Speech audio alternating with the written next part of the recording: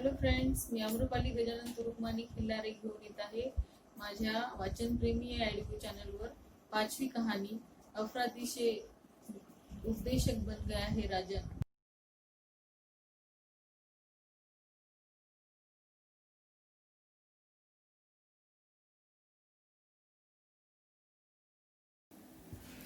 मेरा नाम यानी राजन है. मेरा जन्म एक हिंदू परिवार में हुआ. इस समय मेरी उम्र 50 साल है. मूलतः मैं तमिलनाडु का निवासी हूँ, किंतु विगत 18 वर्षों में मैं दिल्ली में रह रहा हूँ. एक समय में भारत के पूर्वी अंचल में खूंखार डाकू था. 15 वर्षों तक लोगों की हत्या करना और अमीरों को लूटना मेरा रोजमर्रा का काम था. फिलहाल मैं तिहाड़ तथा अन्य जेलों में खूंखार अपराधियों को सुधारने के लिए बाइबल की शिक्षा देता हूँ. तिरुचि के एक मध्यम वर्गीय परिवार में मेरा जन्म हुआ. मेरे एक तथा 2 बहनें हैं. मेरे पिताजी रेलवे में एक अनुशासन प्रिय अधिकारी थे. एक बार पैसे चुरा कर मैं घर से भाग गया.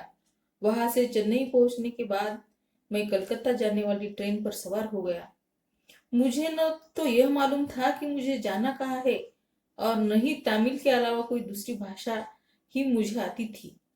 कलकत्ता में मुझे एक आदमी मिला जो एक तमिली फैमिली से परिचित था. यह तमिल दंपति निसंतान था. मैंने उन्हें अपनी झूठी दुख भरी कहानी सुनाकर प्रभावित कर लिया. कुछ दिनों पश्चात उनका पैसा चुराकर मैं चंपत हो गया और खड़गपुर पहुंच गया. वहां मैं एक कैथलिक ईसाई के घर में रहा. वे बहुत दयालु थे. मैंने उन्हें भी उल्लू बनाया और कुछ दिनों बाद भी पैसे चुराकर सीधा मुंबई पहुंच गया. उस वक्त तक मैंने कभी नहीं सोचा था कि यह सब क्यों कर रहा हूं.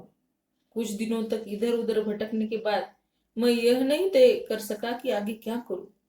अचानक मुझे घर की याद आई और इस उम्मीद में कि शायद मेरे परिवार वाले मुझे माफ कर दे, मैं घर लौट गया. मेरे घर वालों ने गर्मजोशी से मेरा स्वागत किया. चूंकि मैंने आजादी का स्वाद चख लिया था, इसलिए किसी न किसी बहाने घर से फिर भागने लगा. मेरे घर वालों को जल्दी ही पता चल गया कि मैं चोरी करता हूँ. मेरे पिताजी की सारी कोशिशें बेकार चली गई. मैं उतने ही पैसे चुराता था जितने कि मुझे उस समय चाहिए होते थे. शेष पैसे वही छोड़ दिया करता था. इसके बाद मैंने बाहर भी चोरी करना शुरू कर दिया. एक दिन पुलिस ने पकड़कर मुझे बाल गृह में भेज दिया. वहां मेरी मुलाकात बिल्कुल नए लोगों से हुई. हर एक ने मुझे कुछ न कुछ सिखाया. बहरहाल बहुत जल्दी ही मैं बाल गृह से भाग खड़ा हुआ. मैं मदुरई स्थित अपने एक रिश्तेदार के घर गया. वहां से पैसे चुराने के बाद फिर भाग निकला, लेकिन पुलिस ने फुटपाथ पर सोते हुए मुझे पकड़ लिया. मैंने मजिस्ट्रेट को मूर्ख बनाने में कामयाब हो गया. जुर्म, जेल, जमानत, गिरफ्तारी, फरारी की इस भागम भाग में मेरी पूरी जिंदगी बदल गई. जेल प्रवास के दौरान मैं कैदियों को दिए जाने वाले धार्मिक प्रवचन बड़े ध्यान से सुनता था. वे उपदेश मुझे आज तक याद है. मेरे परिवार के प्रति अब मेरा कोई लगाव नहीं रहा था. 18 साल की उम्र में मैं नक्सलवादियों के शिविर में शामिल हो गया. उनसे मिलने के लिए मुझे जेल जाना पड़ा. जेल में मैं नक्सलियों से मुलाकात के बाद जयपाल सिंह के रूप में मेरी जिंदगी शुरू हुई. मैं नक्सलवादी से डकैत और उसके बाद गैंगस्टर बन गया. मेरा आतंक दुर्गपुर, बर्दवान, आसनसोल और आसपास के कई जिलों में फैल गया. मेरी दिमागी हालत ऐसी हो गई कि अगर मैं रोजाना 2-3 अपराध न कर लेता तो मुझे चैन नहीं मिलता था. जिस दिन मेरे हाथ अच्छी रकम लगती, मैं उसे गरीब बेसहारा लोगों में बांट देता. सन 1976 में आपातकाल के दौरान मैं मिसा के अंतर्गत बर्दवान जेल में बंद था. एक दिन अचानक सायरन बज गया. जेल में सायरन बजने का मतलब होता है कि कहीं खतरा है और उस स्थिति में फौरन छिप जाने की जरूरत होती है, वरना गोली मार दिए जाने का डर रहता है. मैं भागकर एक पेड़ पर चढ़ गया. कुछ देर बाद पता चला कि भूचाल आया था, इसलिए सायरन बजाया गया था. मेरा दिमाग सुन्न हो गया.